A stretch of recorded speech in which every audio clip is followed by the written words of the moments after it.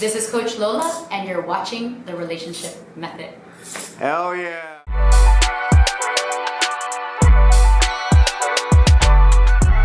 Ready? 5, 4, 3, 2, 1.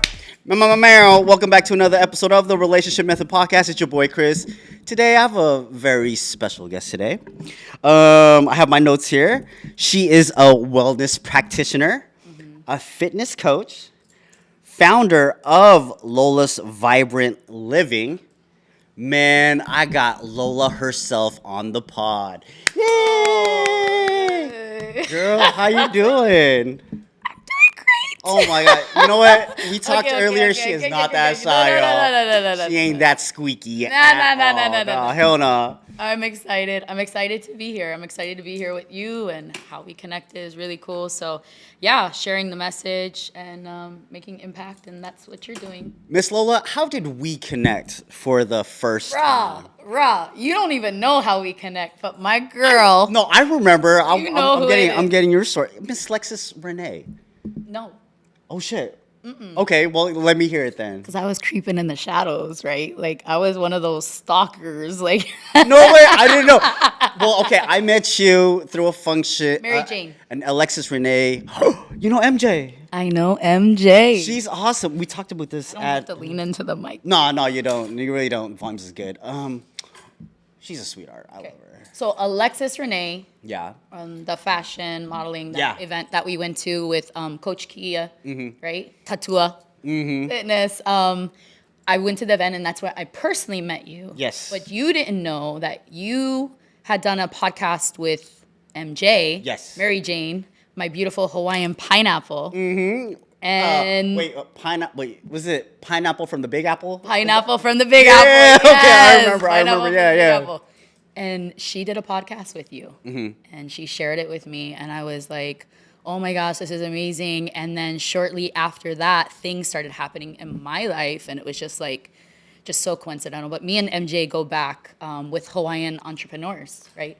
Who is Collab Hawaii now, all of that. But so I've been on your radar, or you've been on my radar, vice versa, like long before even. No way. So we finally met, and I loved your vibe and everything that you were bringing to. Girl, thank you so much. You didn't even know it. You didn't even know oh my gosh. On my daddy, I did not know your that. Daddy? I haven't. Well, no, it's because, If I say on my daddy, it takes a different context. Well, I mean, it's supposed to be said on my mama, right? On my mama. But I like on I am on my dad's side more, that.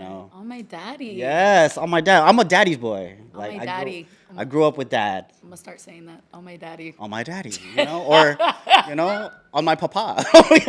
Whatever you want to say. On my papi. On my papi. Papi. Papi chulo. Funny with that, I say that like everyone knows that I'm in the National Guard, and I say that at I didn't know at that. drill. Oh, you didn't? Oh, I used to be on the active side, and then when I moved to Hawaii, my family liked it here so much that we decided to stay. So in order for me to still stay in service, I had to go either guard or reserve.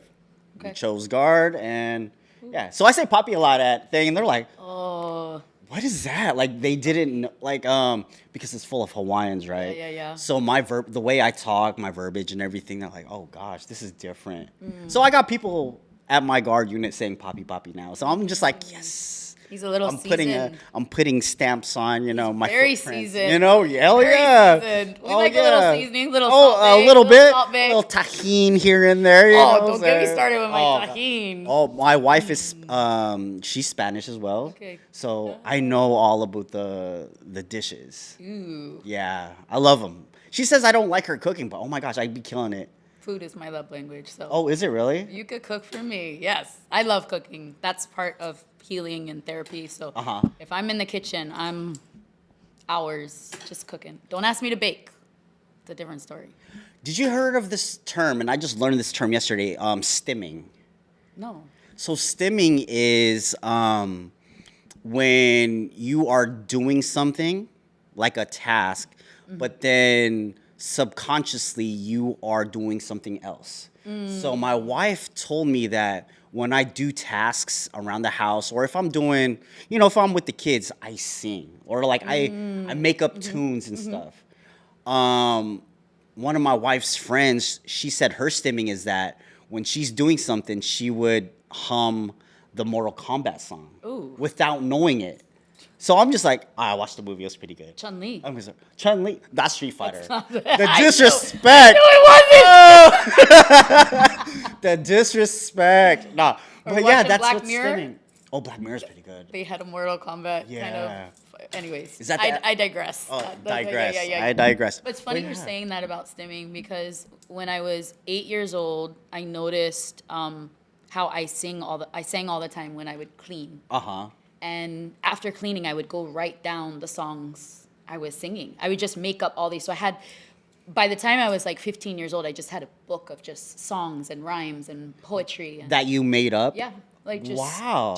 And it was something I noticed I did while cleaning. So vacuuming was huge, or just anything. We started cleaning young.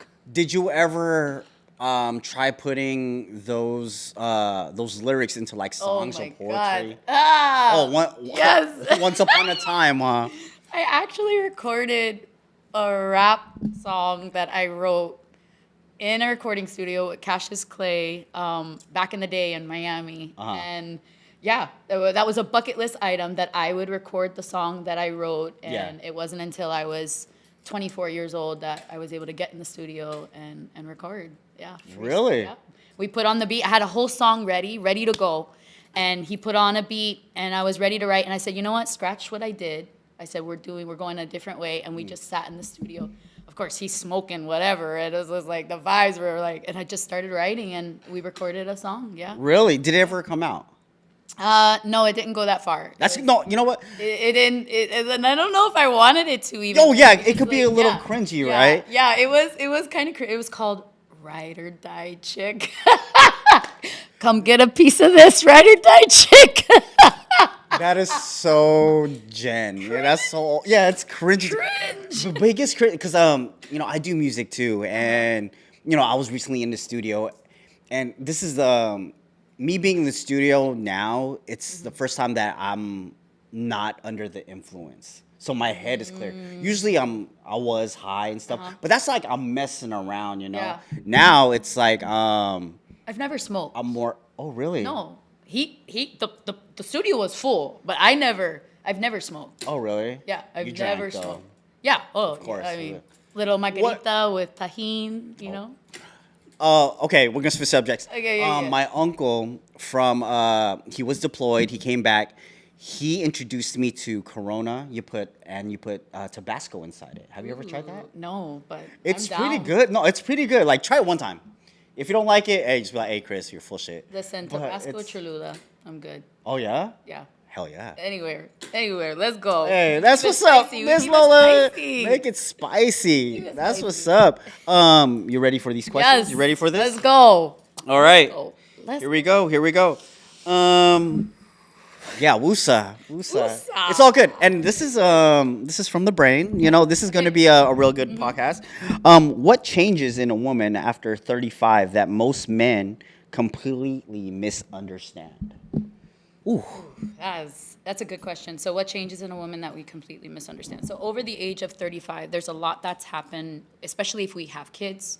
There's hormonal interruptions and disruptions. And it's not only from the woman's point of view, it's also the man, believe it or not, that is going through these own hormone fluctuations. So their perception of life, the perception of wife also changes. And for a woman who's over the age of 35, her lens, kind of like the glasses we look at, that's what we say hormones are. Hormones are the lens and what you put on. So if you have these lenses that are rose-colored by age 25, 30, 35, they start to become a little foggy. They start to become stagnant where you can't see. And that's kind of what the hormones do. The hormones can show the glass half full or half empty or completely empty at all because you've dedicated so much time, so much energy, so much focus on the family and everything else but yourself that you're running on fumes. And I think the misinterpretation in a relationship, especially for a woman over 35, is how powerful and impactful those hormones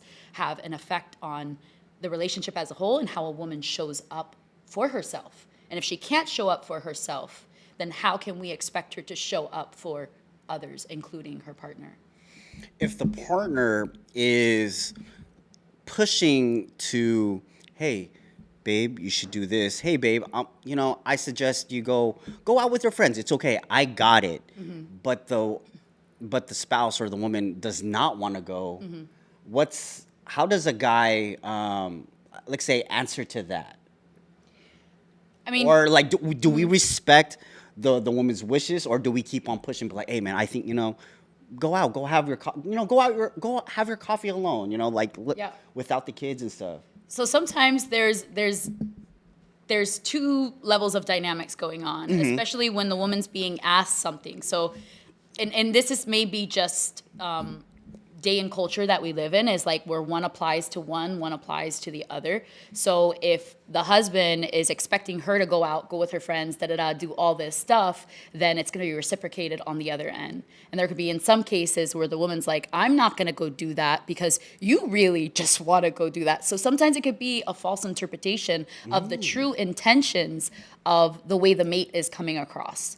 So how we're coming across, either holding that space for our partner, being really intentional, being really genuine, how we say things, right, is also a huge play, because they may be thinking, oh, you know what, you just have a motive. You just want me to go out so you can get to go out now, and it's sad that it happens that way, but a lot of times those are also things that are happening. So the mate could have that conversation, really let that partner know from a true place of genuine space, and care, you need self-care, you need this time. And then the environment of where you're having that conversation.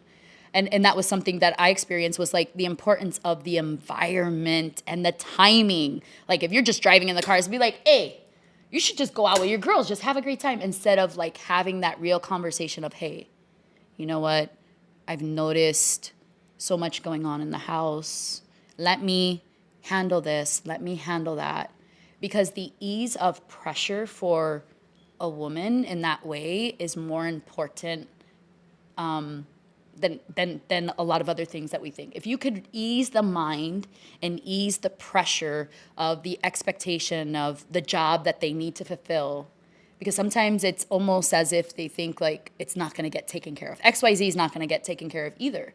And if that's not going to get taken care of, then I'm not going to take this time for myself, right? So there's a lot of headspace that's going on in a woman's thinking sometimes. It's what does this really mean?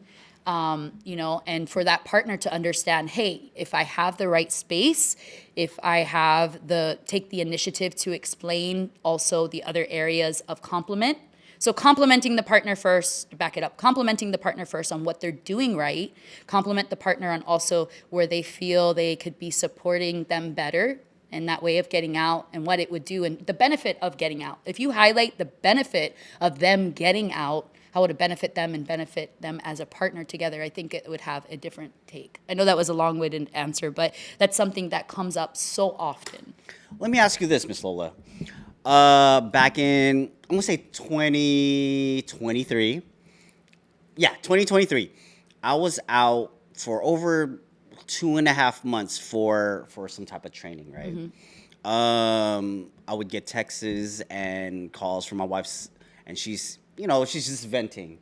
There's nothing I could do, so I let her vent because what am I going to do? Fly back home? Can't, So I come back home, and I tell her, I was like, yo, I surprised her with a staycation. I booked her a room in Waikiki for the weekend, and she was really hesitant to take it. I told her, I was like, this is just because I was gone for 2.5 months. You're holding it down. I think you deserve some sort of a no worry weekend. You have nothing to worry about because I'm home. I'm here. I'm physically and mentally with the kids, and the home will be taken care of. I'll walk the dogs and everything. And she, for some odd reason, was super hesitant to take this offer. Why is that? Because that same day, I had to tell her, I was like, yo, it's okay. I got this. Here's some money to spend. Just chill. The next night, I dropped the babies off to her because she wanted the babies with her. So what was going on in her mind? Because I did what what you just explained. And that's beautiful. Yeah. We should have more like that. That the intention was solid and set. And sometimes it's the other side. If it's not reciprocated, women have a harder time receiving. Sometimes. Huh. You heard it here.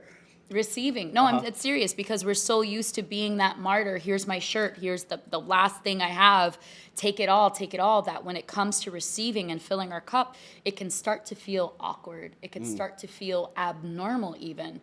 And when you have a characteristic of even survival mode or maybe heritage-wise, cultural-wise, right? These are unspoken truths that we have within the family dynamics that do affect our wellness and our outlook towards relationship as a whole. Also, we block the ability to receive. So her thing might have been, I just want to be with you, right? You're trying to get rid of me now, maybe, right? That might have. I never thought of that. That might have been like, I haven't seen you in so long, and all you want me to do is go do this.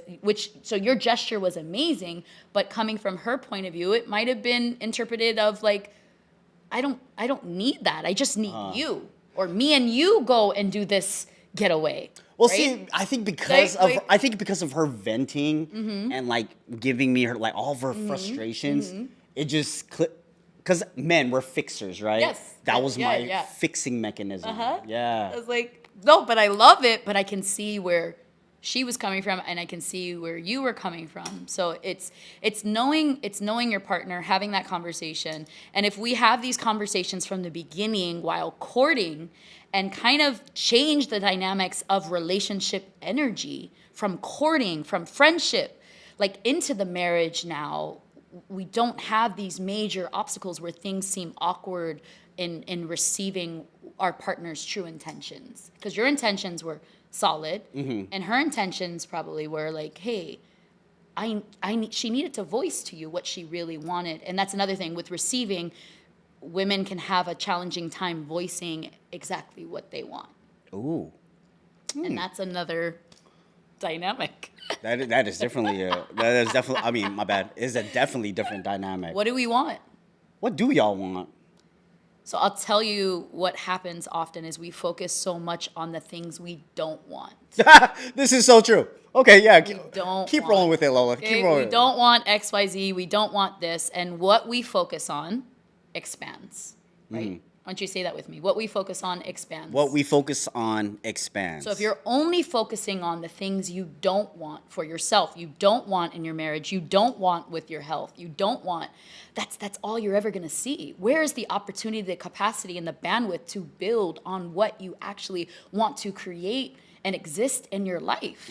There's no desire for building what you actually want and deserve because you're so focused on what you don't want existing. And that often comes from a place of lack. Oh. We're coming from a place of lack. And that has nothing to do with the other person. That has to do with something within yourself. Huh. Okay. This, wow, that caveats to the next question. Why do so many moms feel disconnected from themselves after having kids? You know, it's repetition. It's same with training, with weight, right? You repeat. Even if you're repeating horrible form for years, you start to perfect and build a skill at that horrible form. So there's no pattern, sometimes interruption of I need to pause and focus on taking care of myself, and here's another thing. And my partner actually said this to me, is like, when you say to someone, I will die for you. I will die for you. How much I love you, how much I care for you, I would die for you. But will you live for them? That's, okay. That hit home. That's funny that you said that because I've been saying for years that I won't die for you. And she would be like, what the fuck? I would say, yo, I'd live for you. I love that. And she was like, I love that. It took her a while for her to get it because I've read something like back in high school that dying for someone is but if you say live because you're living, it's it just hits a little bit more different than die. And I was like, huh. And again, it's cultural. Even within the military, it's like, would you die for your country? Right? Like, so this martyr mentality of survival has always gotten a badge of honor in some ways. And we carry that into our relationships even, where we're willing to do everything and run ourselves into the ground. Don't you see what I'm doing for you? Don't you see how exhausted I am? Don't you see how tired I am? But what's left of you, who can really appreciate that? You can't even appreciate yourself. So for women going through these years and years and years, and then finally one day they wake up and they're like, they don't even recognize themselves in the mirror. They don't love themselves, right? There's no spark. There's no desire. So I think we just get into a place of, and to answer your question, we get into this place of being robotic and just running on default, that we forget about taking care of ourselves. What's a way, like one way to, for a woman, even for a man, to snap out of that? Like, what's it gonna take for that person to, I guess, reset themselves? First and foremost, you need a routine. You need a routine. Having this state of freedom is amazing, of coming, going, doing, but as humans, we are constructed to need biologically routine and discipline and structure. So where is the wellness structure or routine for yourself? Because when you start to check off those boxes of discipline, routine, and structure, it does something inside of you for your own self-worth. That's filling your cup. And I talk about this sometimes with my clients. There's a difference because now we're coming from a state of fulfillment. The little wins. Fulfillment. That's Yes, the little wins. the little wins. Yep. We don't realize it, what it's going to do over a period of time, but you start taking care of yourself, and guess what? You start showing up differently. When you enter that room, you're entering that room with a different perception of yourself. It's not about necessarily how other people see you, because you know you're doing what you need to do to support yourself first. It's important to support our family, put our family or friends or Hana ahead, but it's like the same thing with an airplane, right? I'm not going to put on somebody else's mask and I forget to put on my own, and guess what? I can't help anybody. Yeah, exactly. You know? Yeah. So are we gonna look at the urgency, and because it's urgent from a young age, we need to be inculcating this also in our children, of the importance of wellness and self-care. So it's creating that structure and creating that routine. I don't care if it's 3 things that you dedicate for your self-worth of your structure and routine: water, bedtime, even making your bed. If you're not making your bed, that's the first thing, if you can, if your partner's not sleeping in it, but that's the first thing you need to do. And there's power in these little things of fulfillment that we don't even recognize. Miss Lola, let me ask you this then. I'm gonna, what if you're doing these things for yourself and you're leading by example, but it's not being reciprocated? How do you, I mean, is there a way for that person to, like, say, push the other person to do, to do that? So there's a saying that I love, and I've had to learn it in my own journey and remind myself of it, is you can lead a horse to water. I've heard this one. But what? Can't what? Something about water to a well. That's a good one. No. We're going deep into the well. No. Say it. Finish it. So you can lead a horse to water, but you can't make him drink. There it is. Yeah. Okay. Right? Mm-hmm. So we can show up, but we have to release the expectations of what we expect the other partner to do or the other partner to show up. Because now we're leading with a motive for our own self-care, for our own wellness. It's like maybe, right? There's tension in those dynamics, and in health and wellness, like on a cellular level, you cannot deny that tension building in your body, of that expectation that you have of your partner. Because every day you show up with that same expectation and they don't meet that expectation, how do you show up? How does your body feel? How does the tension? And over weeks and months, they're not where you need to be, where you expect them to be. It's a blow up. Oh, forget it. It's like it's internal building, because you're so focused on this expectation, and every day that you hold that expectation, and every day that becomes a disappointment to you, How do you view your partner? Are you building them up, really? No, not really, no. So is it more of a communication thing? Like, oh, Yeah. Can be. it would behoove you, or I prefer. and But how do you say it to where it doesn't it's just like the argument afterwards? for sure. No, absolutely. Because I know it would Absolutely. offend someone if, Absolutely. hey, could you make the bed after you get up? Why do I have to make a fucking bed? I just fucking, work. Yeah. And you know what? It's like your children. They leave the socks on the floor every day, and you ground them, and you da-da-da. But one day, when they're 18 and they're in their dorm room and they're in college, guess what they're doing? Picking up their sock. It's like a Jackie Chan movie. I mean, what's it called? The Karate Kid movie. No, it's like, so we don't realize the seeds that we're planting along the way. There's no expectation of when that seed will grow or how it will grow. At some point, hopefully it'll take root. And if it doesn't, you have to be okay with letting that part go.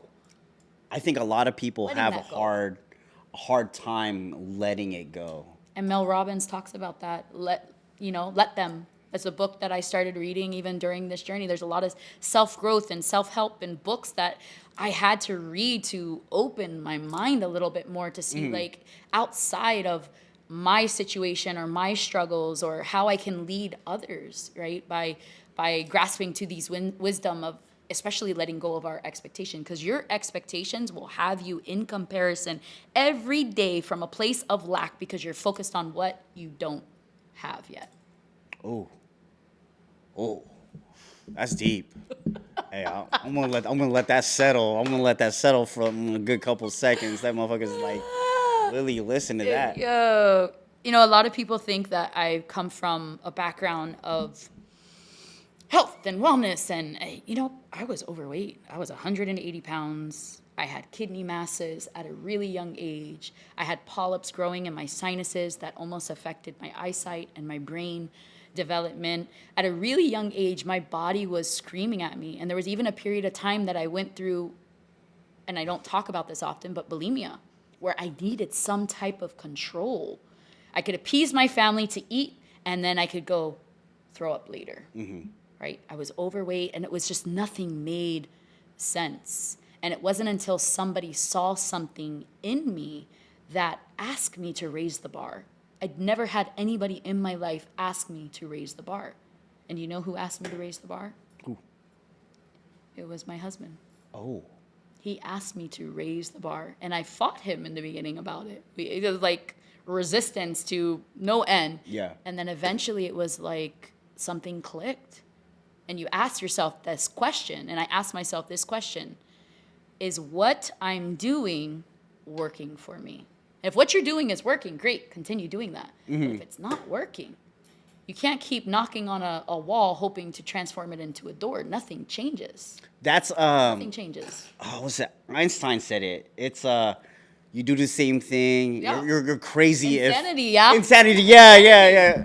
God, I'm messing up these No, quotes. insanity. What Yeah. is it? Insanity is doing the same thing. Hoping for a different result. There it is. Yes, I'm here. Like, you're there. I'm you're here. there. I'm here. But it was somebody, and I never had, because everybody settled for me, even younger, culturally. It's okay. It's okay to be overweight. It's okay to be unhealthy. This is just the dynamics of this is what your life is going to be. And I had to ask myself, is this working for me?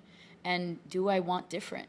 And we all have to ask ourselves that question. Do you want different? Do you want different? What made it click? What was the click? Besides your husband, was it you looking in the mirror, or was What made it, click? or like were you just sitting and then just eating, Yeah. eating, and you're like, yo, this is not good for Yeah. it's, like what made it? Yeah. There was a couple things, and this is gonna be really and maybe this will serve a lot of other women, but I had almost a 17-week miscarriage, and it was my first pregnancy, and it hit me so hard, and I tried to do everything and anything, and the doctor looked at me, and this is after the kidney masses, scare, the blood pressure, 150 over 110 was my blood pressure, so it was like, I knew my body was weak, but the doctor looked at me, and it was an integrative medicine doctor, and said, your body is too weak. you won't be able to conceive. You'll continue to have miscarriages. And I was already borderline with PCOS. And I knew with just a lot of the other hormone fluctuations that was, and I refused to take that from her though. And I said, looked at her and I said, watch me. And that anchor, that desire, that fire that was lit within me allowed me, with the community, the resources, the knowledge, to want to move mountains. You have to want to move mountains though. Like I knew that this was possibly an impossible, but I wasn't going to look at it that way. I was going to say, I am going to do everything I can. And after losing something that you never knew you wanted, it changes something within you. And in that first miscarriage, I went on less than a year and a half. I was at a conference, seminar, a Christian Bible meeting, and I sat next to that integrative doctor with my 6-month-old baby. And it was the greatest feeling in the world. Look, bitch! Like, because you have to find what you're fighting for. The why. The why, the why. anchor. The anchor, yeah. All of that. But preceding the why, the anchor, where are those standards for yourself? And we have to look at that. And sometimes we come from a place of fear. Sometimes Gary Vee talks about that. Sometimes we come from a place of love. And that fear has deep-rooted love in it. But initially, it's the fear of not going back there, or maybe even not having something happen. And temporarily, for me, it was that fear of what she said to me that motivated me to go and find research and go back to school and education and learn about my body and figure out how I was going to defy the odds and, surpass the impossible. Let me ask you this then, Lola. For people that are like they're having a difficult time finding that anchor, finding that why, what, like, could they ever find it? If they're like they're just not that motivated. What is it in them that turns on the switch? Because I know a lot of people that is just borderline. Man, they're bums. I'm sorry to say, but they're bums and they just can't find their way out of this bummage. I think a lot of that is honoring our story. We have to look at honoring our story, whatever it is. And sometimes it's also from the past. Like, we're so afraid to acknowledge the truths or even hold ourselves accountable. And the longer you stay in that place of denying or not looking in the mirror, the easier it becomes to continue that state of default. So I think it comes from honoring the story, looking at where you are. It's like even some clients I don't have them step on the scale. Some clients I do, because we need to be in reality also, right? So starting little small habits make a difference, but sometimes it's honoring the story, and then it's also that we're so overstimulated emotionally, physically, like we've numbed ourselves to where now the brain is a part of this wellness aspect. Mental, emotional health. So if your brain is almost like a TV back in the day that had nothing but static, and if you deal with other brain disorders or things like that, they talk about this, where the brain can only interpret so much logic and reason. This is true. Because there's so much inflammation. Yeah. It's inflammation from media, propaganda. They're just overstimulated. I've worked with, on the spectrum, kids on the spectrum too, and you'll notice that when that overstimulation happens for them, they have to shut everything out. And sometimes we do this because we're overstimulated. Guess what? We just shut everything out. We don't want to go deeper. We don't want to, because we don't have the capacity or the bandwidth. So having that conversation with somebody like that is not enough. There's a lot more layers to somebody like that, but it's acknowledging, one, the story, making small subtle changes or small wins makes a difference, but also being okay and acknowledging with where you're at. Like, that is the first and foremost step, is awareness. Yes. Where am I? Yeah. Where am I? right here, right now, and then asking that question, is this working for me? Huh. They're dropping gems today. Oh, no, I was like, Lola is dropping gems. Hey, we're gonna move on. Okay. We're gonna move on. We're gonna move Okay, on. sorry. Okay. I'm on my rant. No, that was good. No, that was Sorry. freaking good. No, I'm gonna replay this and Oh, no. I'll be listening to this motherfucker. Like, no, Lola, you're doing great. You're doing great. No. How do couples reconnect after years of survival mode? Híjole, gran madre. Yeah. What she said. Say it again. Eso es lo que dejo ella. Eso es lo que quiere. Okay. How do couples reconnect after years of survival mode? You have to find out why you fell in love, I think, in the first place. And we have to look at where we can start to simplify life and living. We're so focused on masking everything with trips, outings, events, the grandiose things of life. Mm-hmm. And I think reconnecting happens on that emotional level. And sometimes we're so afraid because we're trying to go back to who we were before the kids, before the stress, before the house, before whatever has happened. And it's not acknowledging where you guys are now and celebrating the wins again to reconnect. I think definitely definitely do that. Yeah. I think we can reconnect in that way first. It's like, where can we acknowledge each other on an eye-to-eye level of the things you have done in this marriage for this family has been XYZ and vice versa. And when the kids have moved out and there's a lot of emotions, there's a lot of changes, if that's the place of where you're at, or maybe it's just different phase of life, different seasons. But yeah. I think reconnecting has to do from an emotional standpoint of acknowledging the attributes, the characteristics, and the values that you both have hold in the ways you've shown up in that marriage. And forgiveness, right? Forgiveness and giving each other grace, I would say, is first and foremost for that reconnection phase. To caveat off that, what conversations should couples be having before the resentment builds? This is a challenging one because some people are already in defensive mode. They are. Right away. Why is that? Why like, if, I'm talking to my wife, a snap comes back. I'm just like, whoa. Mm-hmm. I was just saying, the bill needs to be paid. or something that small. Yeah. Oh, what, motherfucker? What, you don't think I could do it on time? There's money in the bank. That's another. I'm like, no. I'm just saying the bill needs to get paid. Either, could you give me a reminder, or, I'm waiting for a, oh no, I got it. I'll pay it on the 3rd, or something. It's an auto draft, whatever it is. But it's more of a, most of the time, and this is not like in my case, but I've seen and I've heard.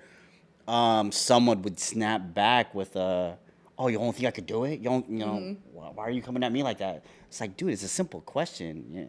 Why? No, let's change the scenario. Okay. You're massaging her feet at night, and you got the oil out and the candles lit and the music playing, and it's 10, 11 o'clock at night. You're getting ready for bed, and then you say to her, babe, just by the way, a reminder, don't forget to pay the bill, or hey, I'll remind you, I'll send you a text, but don't forget to pay. Time and place is everything. Okay, I get right? I get that. Yeah. Time and place is everything. But also, sometimes it's really not about you. It's the interpretation. It's the meaning. We make meaning of things. I'll give you an example. If I show you a knife, okay? What does that knife represent to you? Cutting. Somebody who's a chef. What does it represent to them? Oh. Somebody who's been through trauma. What does that knife represent to them? Oh, right? Okay. So it's the meaning and the interpretation on the other end that is the way they're receiving it. It's not so much, you could say one thing and it interprets not just the tone, it's just the approach that they're taking within themselves of like, what, you don't think I'm doing it? What, maybe I should be doing it. So they're already in a defense mode because they're thinking about, it's a reflection of what they're not doing within themselves. Not that you're saying that. But it's everything. We make meaning of things all the time. We make meaning of something not being finished or accomplished. We make meaning of our partner saying something. We make meaning of the way they text a text message and put 3 dots as opposed to an exclamation. I was gonna bring that up. I was like, I tell my wife all the time, don't take my texts like any other way, because okay, like when I put okay, she takes it as a okay, with an attitude. I'm like, no, it's a okay. I acknowledge. Yeah. I'm like, am I supposed to? And this is like me just being a dick. Am I supposed to like really come out with a detailed answer? Hell no, I'm never gonna do that. If it's the trash needs to be thrown out.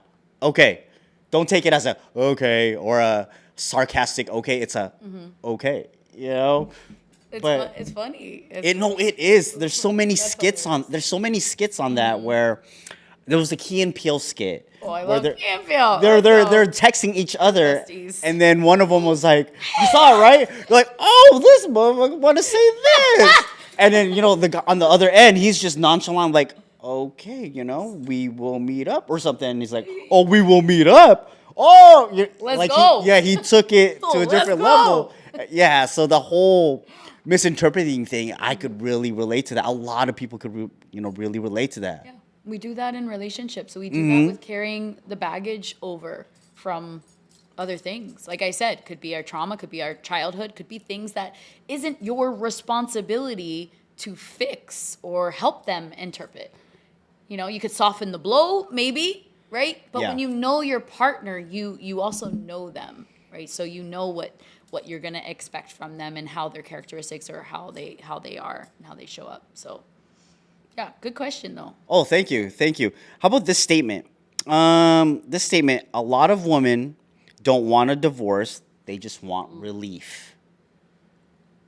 Okay. Can you? So are we talking about women actually going through the divorce and saying they're doing it for the relief, or staying in their marriage because they just want relief? Which one is it? The second one. Okay. So they stay in the marriage, but they still want relief, but they still stay. Yeah. And I think sometimes we settle because it's this question: is it harder to stay or is it harder to leave? I know a lot of people would say harder to leave because of what everything has happened and what is goings on. Yeah.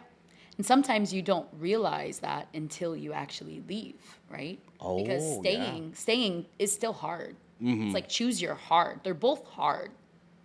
But staying requires you at some point to confront the situation.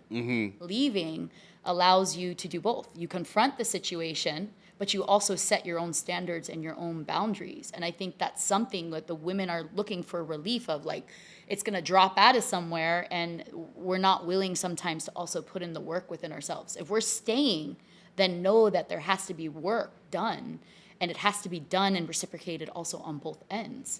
Do you think couples are just waiting for the other person to drop the bomb and not be that person to push it forward? I think we get very complacent with what is, and we work so much. We have our day-to-day activities. We're dealing with the kids that we're not really facing what actually reality is. So yes, to some of your question, I do believe that that's the case. Do you know one of the highest divorce rate times when it was? Divorce rates? Was it during COVID? Yes. Thank you. It was COVID. I've been doing my shit. I've been doing my research. It was COVID. And was it because of what's it called? Quarantine? it's financial, but it was also quarantine. Because they couldn't decompress. Yeah. They were Yeah. Decompression, and also learning like who your partner actually is. Sometimes everything's rush. There's not even a courting phase. There's like, okay, we get married, but you don't even know who your partner is anymore. How much they've changed, or like the reality is, because the man or the woman is always working. They're always out. They meet together. They have and everything's been a buffer. With COVID, there was no buffer. COVID in my relationship, in my, my partner, he would have told you that was the best time for us together as a relationship, because we got to have that time. Yeah. And what I realize is some marriages or relationships, they can't even stand being with their partner for a significant amount of time. And that was one of the times that you saw that very evident. So it's like doing the work with each other, knowing who your partner is, instead of like the glitz, the glam, like I said before, the travel, the this, all that is exciting. But when the excitement isn't there, when the hardship is there, when the emotions are high, when the stress is real and the economy is crumbling around us, how do you show up for each other? You know? Yeah. It's like that's either going to be the make it or break it. And I think that's why COVID, right, with relationships happened the way it happened. But what was your question again? I think I was like, Holy crap! Can you what does some film like actually happen? oh, staying. Can wait? Trump? No. Oh It's no. okay. You know what? We'll move on. Move on. moving the freak on. Move on. That That was a good one. Yeah. Why? Thank you. I do appreciate you. It took time for me to this. Time is running out, so I'm gonna shoot you some rapid questions, right? Go. Okay. Normalize moms locking themselves in the bathroom for peace. Is that normal? Normalize peace. Like that was me growing up with 5 siblings. Oh, shit, It's just you're accustomed to it. So now it's become a running joke. But like in reality, yeah, that's reality. We just make a joke about it because I'm the same way. It's funny now. Yeah, like.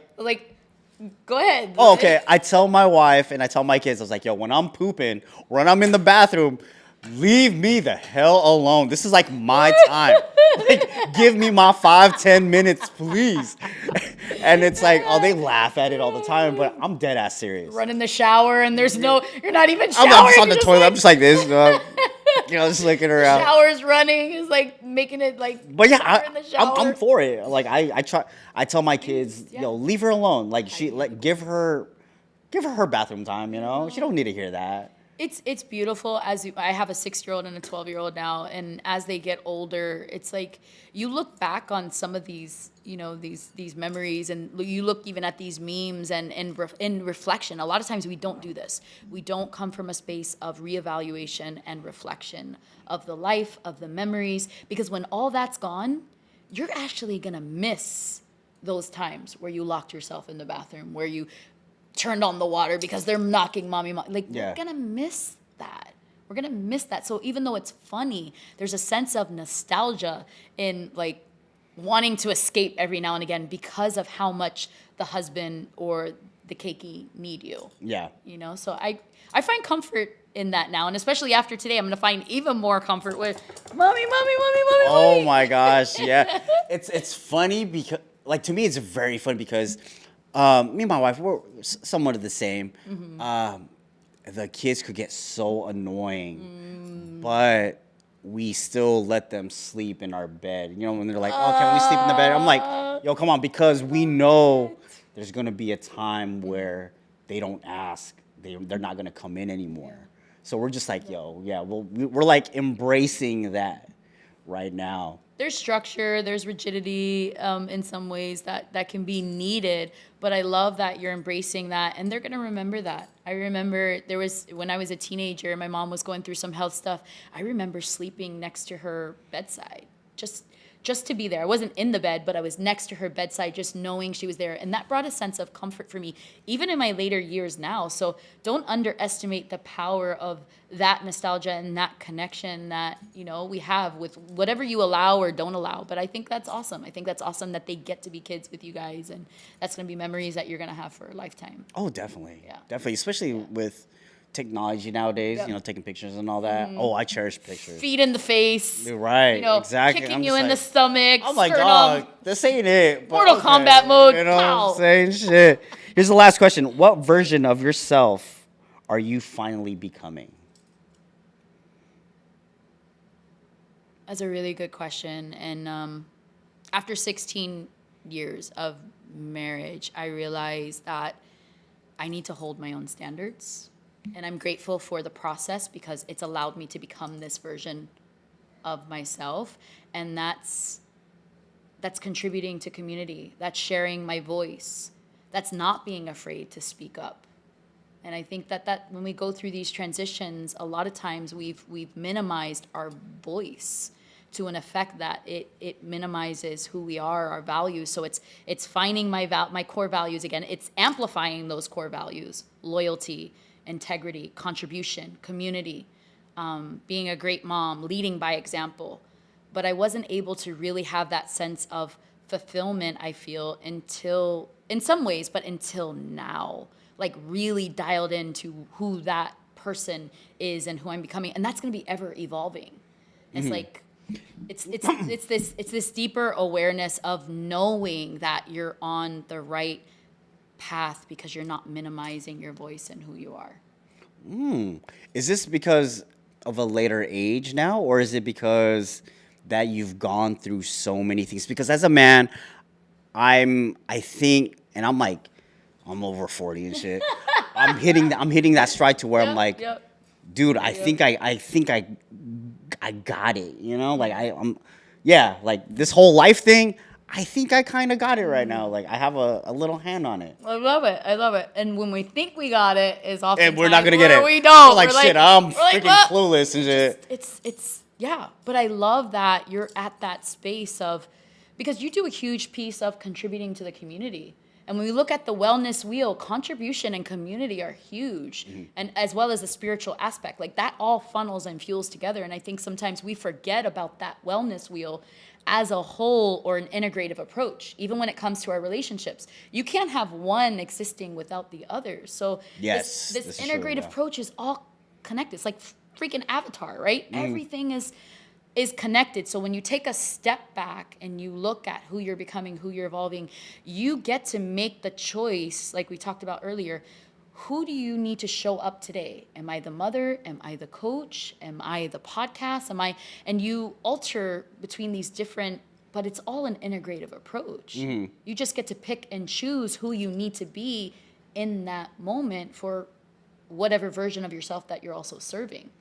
So I love that. I don't know. Lola, I love that because when I wear the uniform, it's like I could turn it on as a mentor, as a leader, or even like as a father. I don't want to say, but as a fatherly figure giving advice. Because like younger listeners, they're like 18, 19 years old. They need, hey man, you're kind of messing up, or hey dude, you're doing a good job. Hey, or how do you do this? Like. Yeah, so they need that. And I'm just wearing these hats and knowing which one to put on. Oh my God. Yes. I love that. And again, it's like it's all connected. Yes. When you look at that way, there's curiosity, awareness, and we can't have a space of judgment of everything. This is true. Right. The judgment thing. It kills. It puts you in a comparison mode of yourself, of your relationship, of your partner, of all of that. So it's just being curious. And that's the space that I'm in. Instead of coloring within the lines, and I've led a very conservative life and in a lot of ways. And I'm not saying, I'm not batting anything about that, because that's helped me be who I am. But it's like now, like, can I color a little outside the lines? Like, is that okay? And yeah, it's totally okay. Like, I'm curious now. Where does this life lead? Miss Lola, there's beauty in chaos. I agree that. And one of my favorite Marvel characters, who do you think it is? Doctor Strange? Thanos. Thanos. Hey, he hard ass too. Like people see him as a villain, but like if you really take out, the purple, then you take out him killing. Purple. It's my favorite color. No, but I mean, I'm saying that's like somewhat of a, because like was it hero colors are bright, villains are more dark. So you take out the purple, you take out what he did, but then you get into his psyche. You're like, dude, this guy low-key makes sense in what he's doing. The psyche is sexy. It's different. Thanos' psyche is sexy to me. She needs a Thanos. Lola, that was fun. Do you have any shout-outs or anything, or where can these people find you at? Yeah, so Lola White Fitness Nutrition on my Instagram. Shout out to everybody that supported me here, my friends, my Ohana, my Keiki, driving that standard to you as well. Mary Jane, Pineapple and the Big Apple for leading Mary us to Jane. this moment. You know, it's so interesting how these moments from the past lead us to these places we are. So This is true. keep that open mind, guys. Lola's Vibrant Living. Feel free to message me, reach out. Specializing in not only fitness training, working with Egan's and F45 in Couple A, but I also do gut health, detox, and food sensitivity testing as well, and specializing in weight loss. So, Oh, yeah. KO Studios, thank you for a lovely home. yes. Rafi Bai, always, thank you for the lovely vibe, man. And with that being said, I'm Chris. Lola, out. One more time. 3, 2, 1. With that being said, I'm Chris. I'm Lola. Again, 3, 2, 1. I'm Chris. I'm Lola. And we out this bitch. Peace. That's a great blooper. I'm gonna use Like, it. oh God, I was like, I don't. Oh, That was fun. Oh my God, you're nuts.